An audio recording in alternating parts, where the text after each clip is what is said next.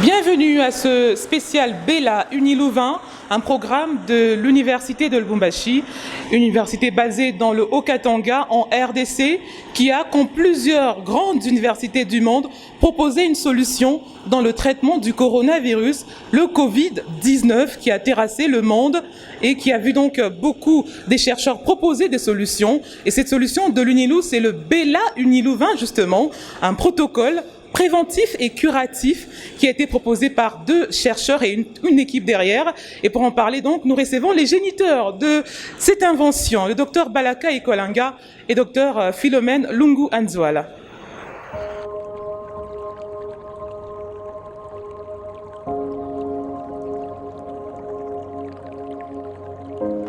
Docteur Lungu Anzouala, bonjour et merci d'avoir répondu à notre invitation. Bonjour madame. Docteur Michel Ekolanga Balaka, bonjour. Bonjour. Docteur Lungu, vous êtes biologiste de formation, vous avez publié sur la drépanocytose et le sida. Aujourd'hui, vous êtes dans une très belle aventure de virologie.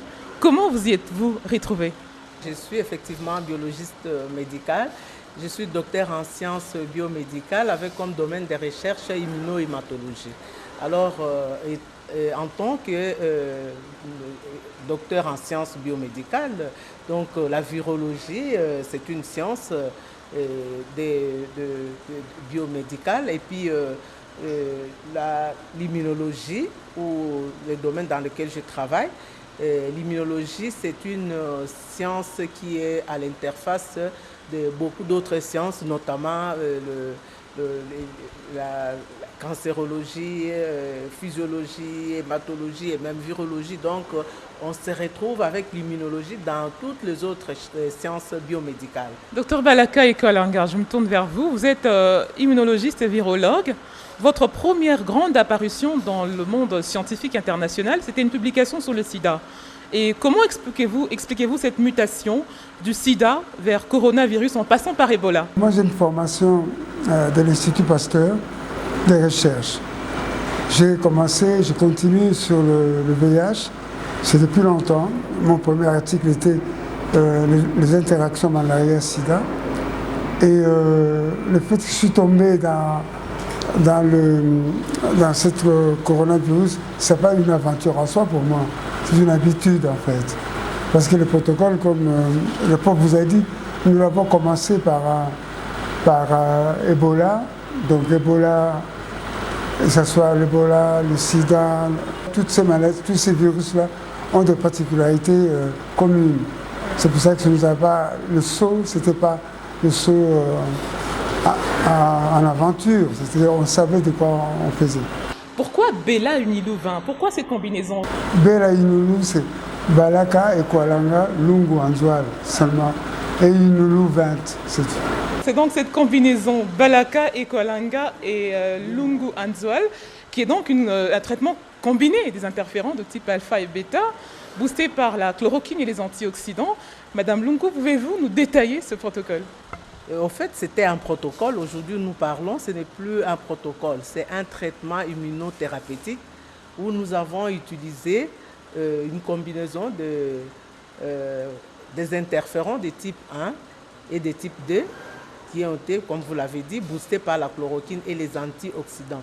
Donc, c'est un traitement immunothérapeutique qui utilise une trithérapie composée de ce que je venais de vous dire, donc interférents, type 1, type 2, chloroquine et les antioxydants.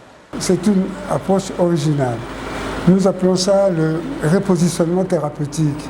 Ça signifie qu'il existe dans le monde pharmaceutique, des molécules qu'on connaît la toxicité, on connaît le dosage, et nous avons détourné ces trois molécules de leur rôle initial. C'est ça l'originalité. Donc c'est pour ça que nous n'avons pas besoin de prouver l'efficacité nécessairement, la toxicité, parce que n'empêche, c'est un médicament. Un médicament, c'est aussi un poison. Donc nous avons utilisé des molécules connues qui sont utilisées, nous connaissons les doses, et nous avons en plus utilisé ces molécules à des doses qu'on appelle un petit peu homéopathiques, des petites doses. Nous avons quand même fait un essai clinique qui nous a permis de démontrer qu'effectivement ces traitements soignent. Donc le traitement a démontré son efficacité. Ce n'est plus un protocole, c'est devenu un traitement qui soigne et les preuves ont été présentées. Les preuves, c'est quoi? Et les personnes qui ont été soumises sous ces traitements, et après 5 jours seulement, ils ont été guéris. Et voilà, donc c'est vraiment un traitement efficace. 85% d'individus qui attrapent le Covid-19 guérissent d'eux-mêmes, sans traitement. C'est le système immunitaire. Nous sommes partis de cette logique-là. J'ai dit la dernière fois que nous avons un virus qui est le plus bête des virus. Parce que 85% d'individus se guérissent eux-mêmes. Mais nous avons dit, c'est mieux de booster le système immunitaire que d'attaquer le virus. Parce que le virus mute. Donc nous avons trouvé un système pour que le système immunitaire élimine de soi le virus. Parlant des molécules, vous traitez vos patients avec 3 molécules. Il y a la chloroquine. Pourtant, c'est un médicament qui avait été retiré du marché en RDC. Comment avez-vous fait pour contrer ces effets secondaires, la plurite? On l'a retiré pour des raisons que nous, on n'a rien à voir avec. Parce qu'on utilise d'abord la chloroquine à des doses minimales, comme je vous ai dit, 200 mg par jour. Notre traitement dure 5 jours. Donc sincèrement, je ne vois pas le côté toxique de cette utilisation. Et nous utilisons la chloroquine différemment de ce qu'utilise le professeur Raoul. Nous, la chloroquine pour nous a un autre rôle, c'est booster le système immunitaire. Ce n'est pas en soi un antiviral.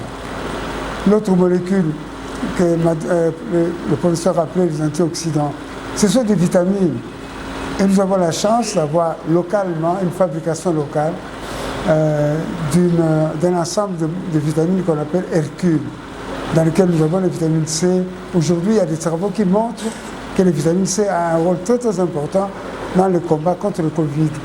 Donc nous avons l'originalité à l'époque d'ajouter des antioxydants dans ces protocoles. Et les interférents, comment vous avez pu faire pour les avoir?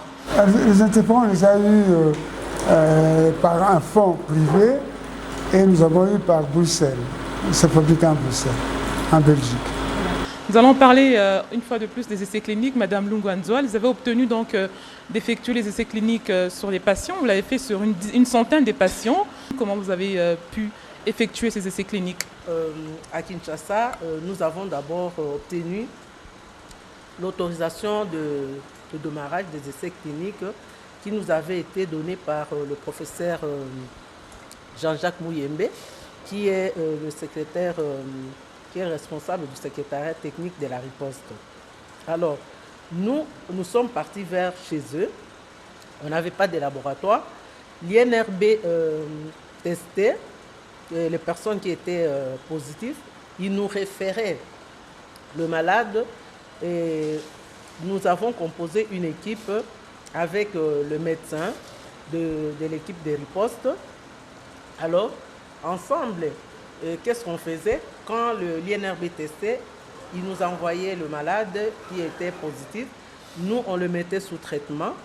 Après 5 jours de traitement, et donc au 7e, 10e, même 15e jour, on amenait ces malades-là on les ramenait vers l'INRB et l'INRB faisait les tests contrôle PCR. Après, les résultats nous parvenaient toujours par les billets de l'INRB et nous, en fait, avant qu'on puisse recevoir ces résultats, c'est-à-dire la structure qui est chargée de la riposte avait les informations avant nous et après, par le canal de l'Air Forum, il nous envoyait à travers les médecins avec qui nous travaillons les résultats positifs. Et donc, nous avons constaté ensemble, et l'équipe de riposte et nous, que les malades sur lesquels nous avions mis sous traitement, ces malades-là étaient guéris après 5 jours de traitement. Donc, nous avons pour fait travailler ensemble avec l'équipe de riposte.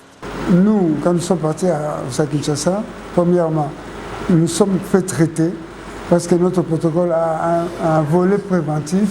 Donc, tous les gens qui ont travaillé avec nous ont été soumis au traitement. Et nous avons travaillé, nous sommes restés à Kinshasa pendant 7 mois Nous avons fait le test. Le prof a fait le test 2 fois, parce qu'il est venu 3 fois, parce qu'il est venu ici. Moi, j'ai fait une seule fois, mais à mon âge, vous voyez que je suis normal. Donc voilà le volet positif de l'approche préventive.